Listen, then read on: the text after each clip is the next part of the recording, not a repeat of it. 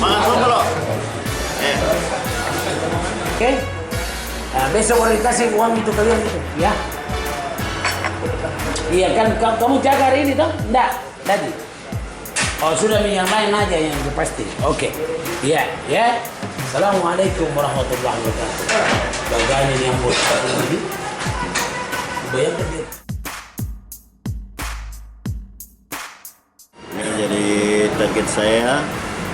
Alhamdulillah maju untuk wali kota. Sebenarnya kan tahun depan mau ikut, cuman karena kebetulan kesibukan, jadi mungkin karena kemenangan kota kosong itu berarti menunggu Sadap dulu untuk ikut, ya, untuk pesta, mengikuti pesta demokrasi yang ada di kota Makassar.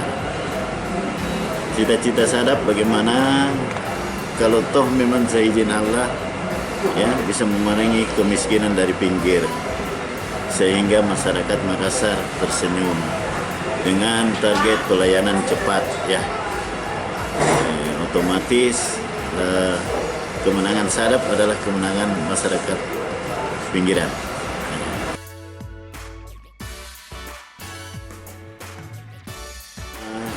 Ini kan Sadap sendiri kan masih balon, ya. Balon ditusuk bisa meletus, ya. Jadi harapannya Sadap tetap optimis untuk maju. Mudah-mudahan bisa sampai merebut mendapatkan nomor, ya, semacam nomor punggung lah, nomor peserta dalam pesta demokrasi nantinya. Apakah sudah ada partai yang sudah dilirik? Kalau tidak, dari kemana?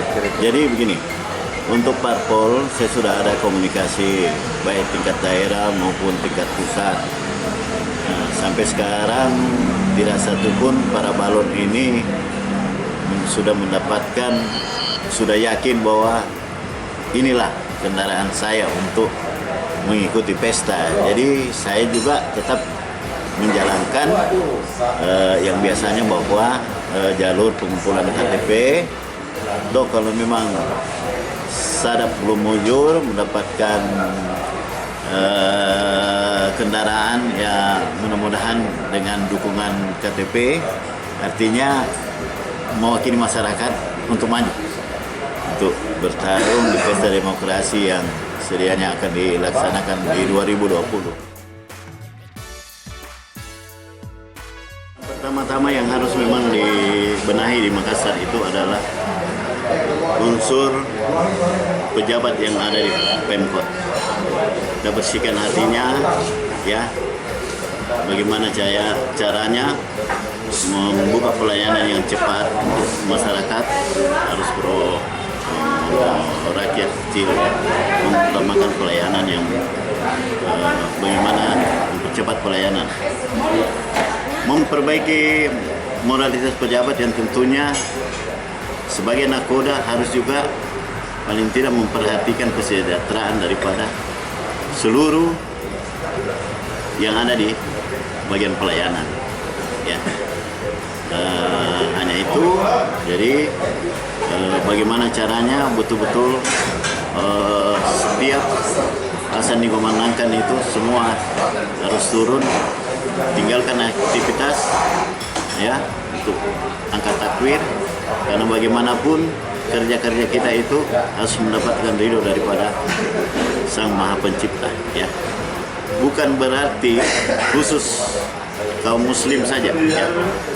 Yang non-muslim juga kita akan kawal bagaimana untuk meramaikan setiap rumah ibadah mereka, ya, baik gereja, kuil bagi orang Bali, bagi orang Buddha, apa semua kita harus kawal, ya, dan kita lindungi dengan kebersamaan sebagai wali kota yang menakodai siapapun dia, ya.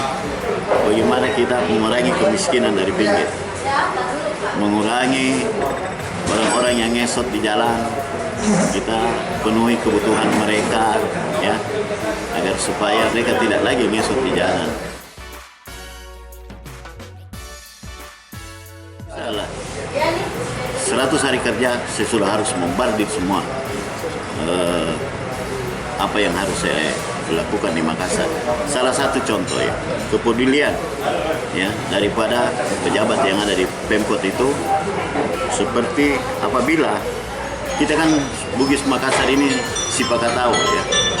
Semua kegiatan yang kita harus laksanakan di Kota Makassar itu paling tidak contoh meninggikan jalan ya, lorong-lorong ya, apalagi di jalur pengayoman, ruko yang sudah permanen ditinggikan jalannya, terus mereka punya ruko itu kalau kita masuk itu tersandung kepala seperti yang di daerah antara pengayoman dengan Belopat. Itu kan kasihan, otomatis mereka pusing lagi untuk meninggikan mereka punya tempat usaha yang tentunya dengan tingginya jalan kan otomatis air ya memang sih tidak ada di jalan tapi masuk ke rumah-rumah mereka. Nah itu harus paling tidak kita turun bersama-sama meminta kepada masyarakat, dan itu kan tidak perlu harus menambah jalan, paling tidak kita keruk dan kita perbaiki sehingga mereka juga merasa nyaman. Nah itu yang sangat mendasar. Jadi saya seperti di Jalan Nusantara dengan trotoar yang tinggi itu luar biasa, sakit hati mereka seperti itu. Nah, banyak orang bertanya kepada Sadap, bagaimana caranya mengatasi kemacetan? Oh itu gampang, ya, buat satu jalur aja, jadi putar seperti gasing.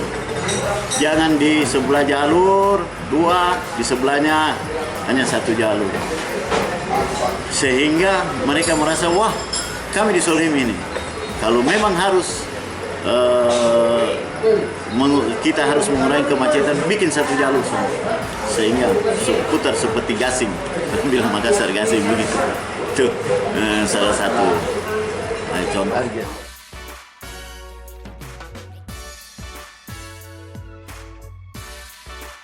Harapan saya mudah-mudahan, karena terus terang yang maju ini semua betul-betul yang mau peduli tentang Kota Makassar, jauh lebih baik daripada sebelumnya.